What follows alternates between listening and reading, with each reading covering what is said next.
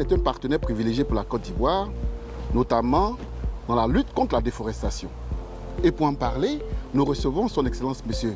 Ron Kishman, ambassadeur de l'UE en Côte d'Ivoire. Excellence. Bonjour, ça va? Alors, l'Union européenne accompagne la Côte d'Ivoire dans la préservation des forêts. Pourquoi cela est si important pour l'UE? Chaque minute, il y a 20 terrains de foot de forêt qui disparaissent au monde entier. Vous imaginez? Par année, 64 millions d'hectares. C'est 2 fois la Belgique ou plus que le Togo par année. Et ça pollue autant que tous les transports. Et si on veut effectivement lutter contre les changements climatiques, mais il faut absolument s'inscrire dans la déforestation. La Côte d'Ivoire a commencé il y a plusieurs années à mettre une politique de lutte contre la déforestation. Et c'est un sujet où on peut vraiment travailler ensemble. Et c'est pour cela, c'est important pour nous, mais on a aussi envie d'accompagner la Côte d'Ivoire. Dans les nouvelles règles européennes Oui, applicables aux produits zéro déforestation, oui. le cacao et le palmier à huile sont identifiés comme produits de la déforestation. Quelle est votre analyse? Tout à fait, mais il y a surtout aussi il y a d'autres produits. Il y a la viande, il y a le soja, il y a d'autres produits qui sont visés. IVA, l'Union européenne a le 2e plus grand marché économique au monde. Et nos consommateurs en Europe, ils veulent aujourd'hui consommer des produits qui ne contribuent pas à la déforestation. Et ils sont même prêts à payer un prix plus cher pour ces produits. Si je suis producteur en Côte d'Ivoire, je dois analyser mon marché, je dois savoir où est-ce que j'exporte.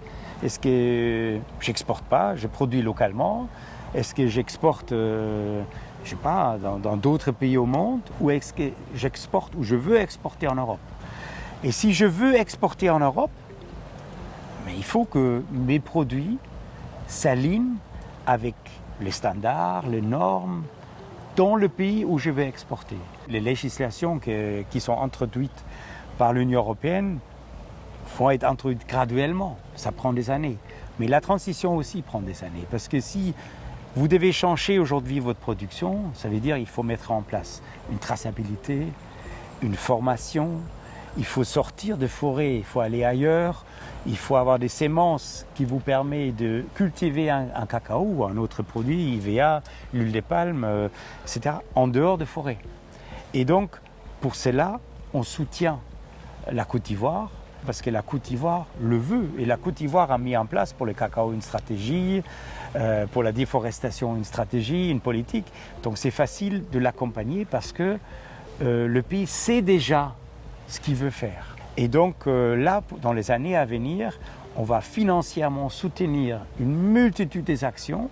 Ça a déjà commencé cette année avec 6 milliards francs CFA, mais ça va aller jusqu'à des centaines de milliards francs CFA pour soutenir et pour accompagner la Côte d'Ivoire à une production durable.